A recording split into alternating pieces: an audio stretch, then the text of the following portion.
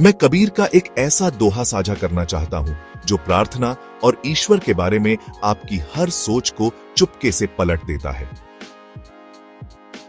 इसे सुनिए। राम हमारा हमें जपत है, हम हैं राम के माही। जैसी चक्की का खूंटा रहत है बीचों बीच समाही। सरल शब्दों में इसका मूल विचार यह है। आमतौर पर मैं भगवान का नाम जपता हूं, लेकिन कबीर कहते हैं मेरे राम मेरा नाम जपते हैं। यह कमाल की बात है ना? वह एक ऐसे गहरे प्रेम की ओर इशारा कर रहे हैं जहां प्रेमी और प्रिय के बीच की सीमा घुल जाती है। ऐसा नहीं है कि मैं ऊपर पहुंचने की कोशिश कर रहा हूं और कहीं दूर बैठे ईश्वर नीचे पहुंच रहे हैं। यह एक ही अस्तित्व का खुद से मिलना है। हम हैं राम के माही, मैं राम के भीतर हूं। अलग नहीं, दो नहीं, अद्वैत। कल्पना कीजिए एक बूंद को एहसास हो कि वह सागर है। बूंद गायब नहीं होती, वह खुद को हर जगह पानी के रूप में खोज लेती है। अब रूपक चक्की का पार्ट, दो भारी पत्थर घूमते और पीसते हैं, लेकिन केंद्र में एक खूंटा है जो बिल्कुल स्थिर रहता है। जीवन उन पत्थरों की तरह घूमता है। पैसे की चिंताएं, रिश्तों के उतार चढ़ाव, जीत और हार, प्रशंसा और निंदा।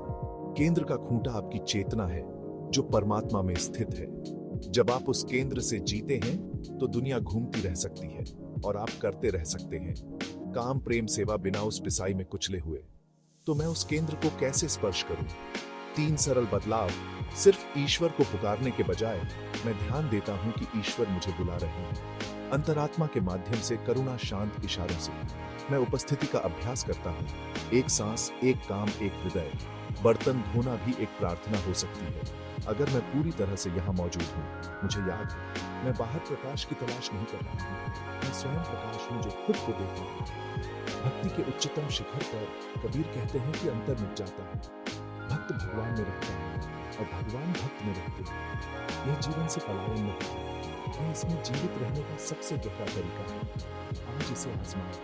अपना ध्यान धीरे से छाती पर केंद्रित करें, सांस लें और चुपचाप कहें मैं आप में हूं और आप मुझ में हैं। 10 सांसें। फिर अपने दिन में उस केंद्र के खूंटे की तरह कदम रखें, स्थिर, सरल, स्थापित।